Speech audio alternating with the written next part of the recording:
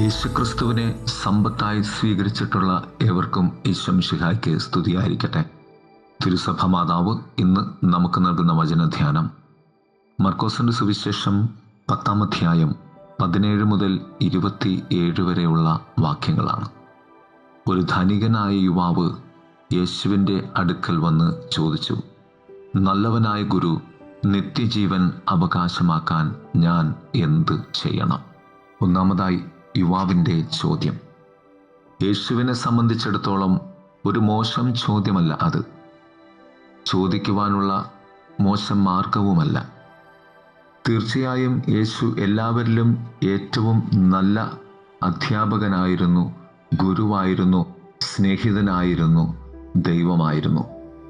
എന്നാൽ യേശുവിന് ആ മനുഷ്യൻ്റെ ഹൃദയം അറിയാമായിരുന്നു.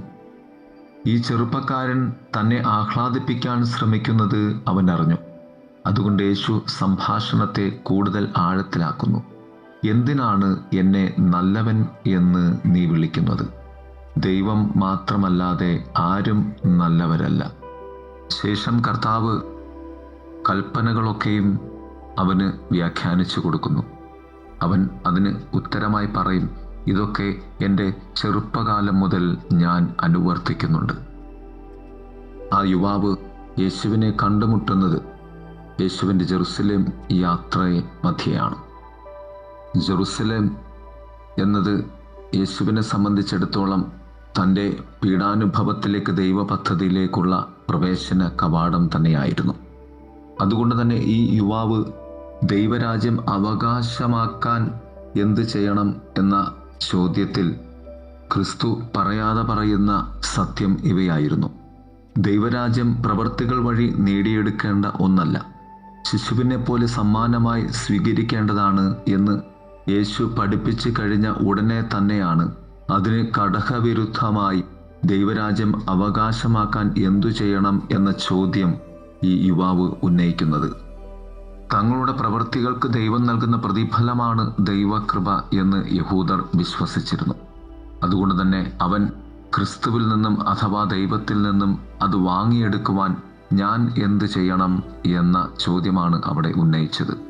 അതുകൊണ്ട് തന്നെ അവൻ്റെ ചോദ്യം നിരർത്ഥകമായിരുന്നു. എങ്കിലും നല്ലവനായ ഗുരു എന്നത് സത്യമായ വാക്യമായിരുന്നു. അവനിലുള്ള സത്യത്തെ ഉണർത്തുവാൻ കർത്താവായ യേശുനാഥൻ ഇവിടെ പരിശ്രമിക്കുകയായിരുന്നു. 2. ഈ ലോകത്തിലെ സമൃദ്ധിയും ദൈവരാജ്യത്തിലെ സമൃദ്ധിയും. ഈ ലോകത്തിൽ സമൃദ്ധമായി ധനമുണ്ടായിരുന്ന ഒരുവനാണ് ഈ ചോദ്യം കർത്താവിനോട് ചോദിക്കുന്നത്.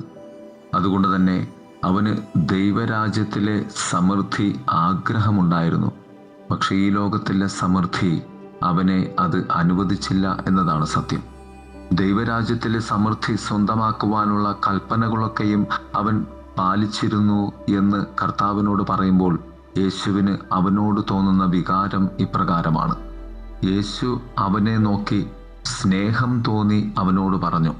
മറ്റൊരു പരിഭാഷ പറയും, യേശു അവനെ നോക്കി സ്നേഹിച്ചു എന്ന്. നമ്മിലുള്ള നന്മകളിൽ കർത്താവ് നമ്മെ സ്നേഹിക്കും. പക്ഷേ നമ്മിലുള്ള നന്മകൾ ഫലവത്തായി മാറണമെങ്കിൽ എൻ്റെ സമൃദ്ധിയിൽ നിന്നും ദൈവത്തിൻ്റെ സമൃദ്ധിയിലേക്ക് ഞാൻ മാറേണ്ടതുണ്ട്. ഈ ലോകത്തിൽ നിന്നും സ്വർഗരാജ്യത്തിലേക്ക് ഞാൻ ആഗ്രഹിച്ച് നടക്കേണ്ടതുണ്ട്. എൻ്റെ താല്പര്യങ്ങളിൽ നിന്നും ദൈവ താല്പര്യങ്ങൾ ഞാൻ അനുവർത്തിക്കേണ്ടതുണ്ട്. 3. സമ്പൂർണതയാണ്. ഈ ലോകത്തിലെ സമൃദ്ധി അപൂർണത തന്നെയാണ് എന്ന് കർത്താവ് ചൂണ്ടിക്കാണിക്കുകയാണ്. അപൂർണത സമ്പൂർണതയിലേക്ക് വളരുവാൻ വേണ്ടി നാം ഉപേക്ഷിക്കേണ്ടതുണ്ട്. അപൂർണത ഉപേക്ഷിക്കുമ്പോൾ മാത്രമേ സമ്പൂർണത നിനക്ക് കൈവരിക്കുവാനാവുകയുള്ളൂ.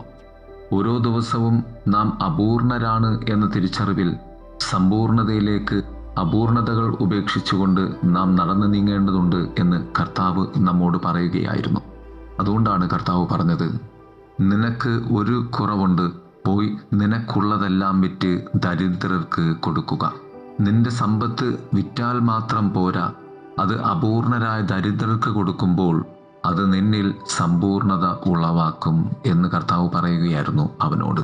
നീ ആഗ്രഹിക്കുന്ന സമ്പൂർണത ദൈവരാജ്യമാണ്, നിത്യതയാണ്, സ്വർഗമാണ് എങ്കിൽ നിന്റെ അപൂർണമായ ഈ സമ്പത്ത് കൊണ്ട് സമ്പൂർണമായ സ്വർഗം നേടുവാൻ നീ അത് നൽകേണ്ടതുണ്ട് ദരിദ്രർക്ക്.